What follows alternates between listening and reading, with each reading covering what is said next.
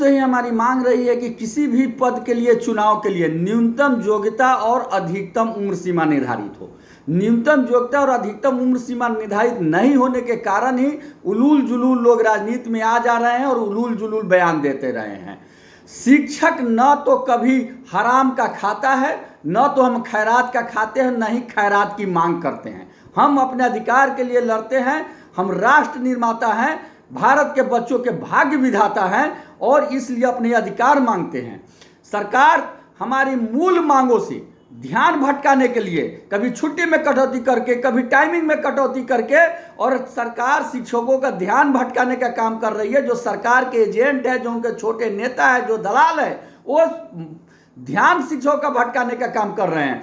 हम जो दशहरा में 10 दिन की छुट्टी मांग रहे हैं, कोई खैरात का नहीं मांग रहे हैं। बिहार में जितना विभाग है, जितना, चाहे वो बिहार प्रशासनिक विभाग हो, चाहे वो मेडिकल विभाग हो, चाहे पुलिस विभाग हो या कोई भी विभाग हो, सभी विभागों में 33 दिन का ईएल मिलता है। हमको भी आप 33 दिन का ईएल दीजिए, हमको एक्स्ट्रा कोई छुट्टी नहीं चाहिए। लेकिन हमारे 22 दिन ईएल को काट कर ही अन्य छुट्टी हमें दिया गया है। हमें सिर्फ 11 दिन ईएल मिलता है। इसलिए हर हाल में यह छुट्टी हमारा अधिकार है और यह मिलना चाहिए। यदि नहीं मिलेगा तो हम रोड पर से लेकर के, सड़क से लेकर संसद तक और कोर्ट तक इसकी लड़ाई लड़ेंगे। हम पीछे हटने वाले नहीं हैं।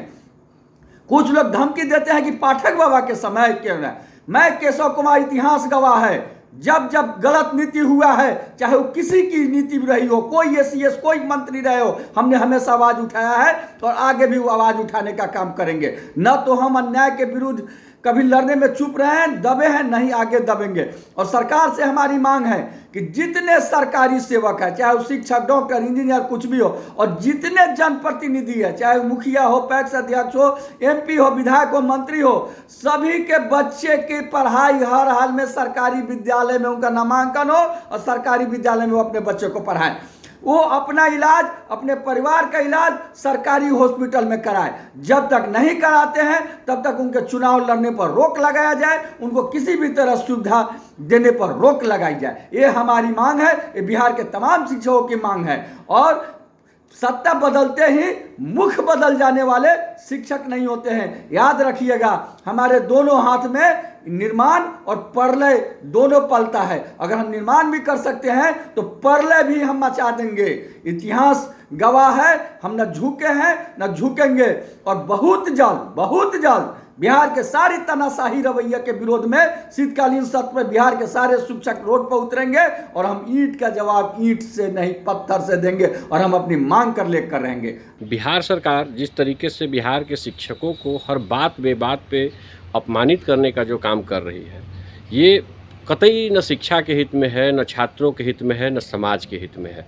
जिस तरीके से दशहरे की छुट्टी में कटौती की गई और उस छुट्टी को मांग को लेकर के शिक्षकों को गाहे बगाहे जलील करने का जो सिलसिला चल चुका है बिहार के राजनीति में, ये शिक्षा के हित में, शिक्षकों के मान सम्मान के हित में कतई नहीं है। बिहार के शिक्षक दशहरा की छुट्टी का डिमांड सरकार से नहीं कर रहे हैं कि हमको इतना छुट्टी की आवश्यकता है, हमको ये छुट्टी दे दीजिए, हमें वो छुट्टी दे दीजिए। कोई भीख नहीं मांग रहे हैं।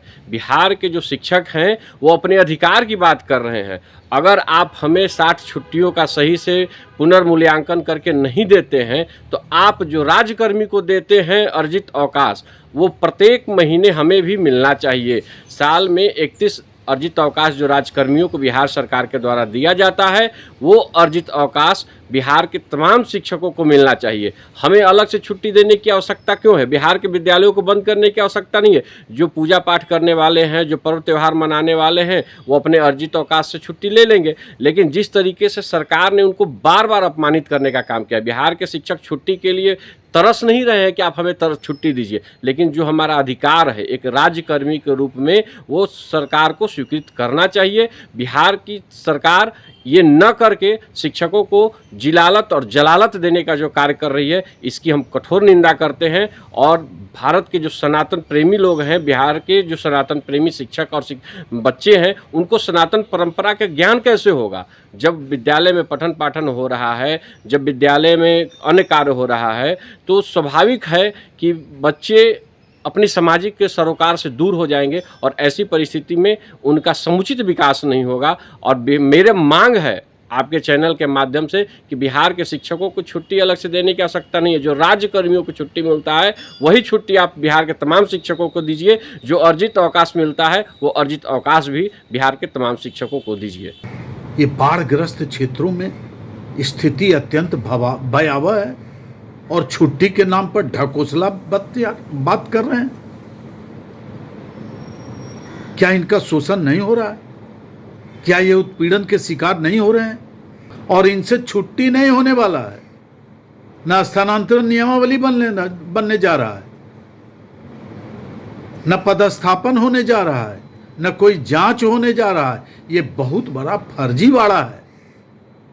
ये जांच से बचने के लिए विभाग में कोई जांच बाहर से न हो जाए, सीबीआई की मांग नहीं हो जाए, ईडी की मांग इनके शिक्षा विभाग के पदाधिकारियों पर मांग नहीं हो जाए, एसआईटी का गठन नहीं हो जाए। इसके लिए तमाम राजनीतिक दल एक फ्रंट पर हैं। एक और समय सारणी, अवकाश, स्थानांतरण, पदस्थापन और बाढ़ग्रस्त क्षेत्रों में जो विभीषिका है उसमें अटेंडेंस ऐप की जगह पर अटेंडेंस नहीं बनाएंगे तो उनका वेतन रुकेगा। क्या धमकी मिल रही है। और अभी सिर्फ शिक्षक अपमान के घूंट पी रहे हैं, धैर्य रखे हुए हैं और चुनाव तक धैर्य रखें और इस अपमान का बदला लेने का समय तुरंत आने जा रहा है।